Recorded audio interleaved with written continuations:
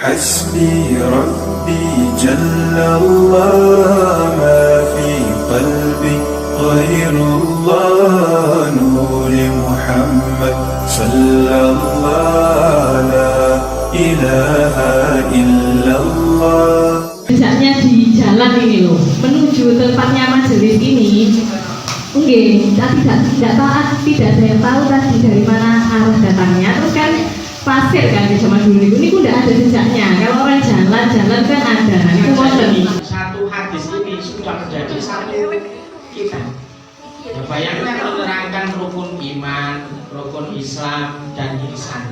Ini adalah pokok daripada ajaran agama adalah kebaikan dalam kebaikan. Ketika kita sudah menjalankan syariat Islam dengan sesuai, itu sudah sah menurut syariat. Tapi yang dimaksud dengan ihsan itu ada nilai lebih. Nah, ihsan itu nilai lebih. Umpama, mohon maaf, tugas penyuluh ini hanya sekedar memberi penyuluhan kebaikan, itu namanya ihsan. Ya, jadi di atas standarnya. Jadi umpamanya kita sholat sudah memenuhi syarat rukunnya, ya sudah, itu Islam sudah kita jalankan. Tapi kalau kita tambah dengan khusyuk, ya, kita tambahi dengan takdim, jadi kita sholat itu sudah benar-benar kita itu menghadap kepada Allah Subhanahu Wa Taala. Nah, ka'annaka tarahu Saya menjelaskan tentang penyembelihan.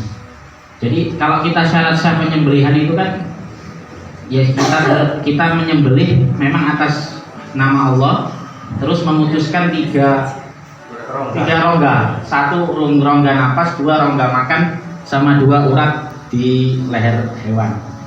Tapi kalau disebut ihsan itu ternyata, kalau Islam tadi memang itu syarat-syaratnya semua sama. Ihsan itu ternyata Pak, perlakuan terhadap hewannya tadi, alat sembelihnya harus tajam. Terus yang kedua, menyembelihnya itu jangan sampai di hadapan hewan koncone gitu. Itu ihsannya kita terhadap binatang di dalam sebuah amal itu.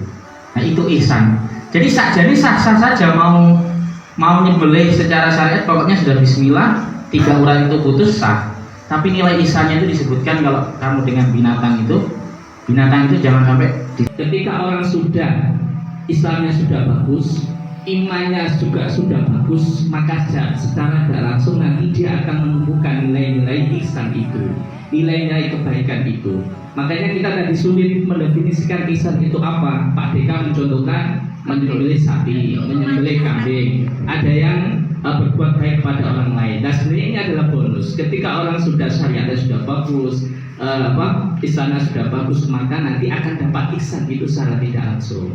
Kita sulit untuk mendefinisikan, makanya ulama kemudian mengatakan bahwasanya itu masuk kategori dari akhlak. Apapun yang kita lakukan, kalau itu ada baik dan buruk, itu masuk kategori akhlak. Tapi bagi saya, ihsan itu adalah bonus, karena itu sama dengan seperti akhlak.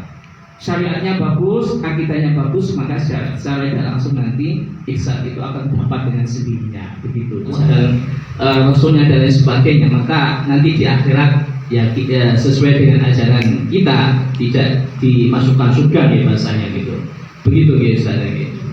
Terus tadi saya mencontohkan mawon gitu yang disampaikan Ustazah Mila gitu. Nanti jenengan bisa itu apakah termasuk muslim, apakah termasuk mukmin, apakah termasuk muttaqin dan sebagainya.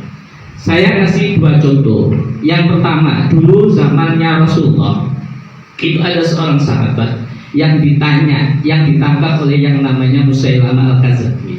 Pernah dengar gitu? Ada 2 orang.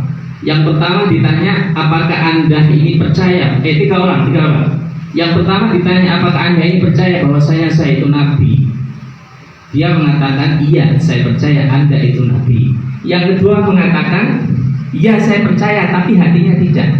Yang ketiga mengatakan, tidak, saya tidak percaya Anda itu nabi. Yang pertama dibebaskan, yang kedua dibebaskan, yang ketiga dibunuh.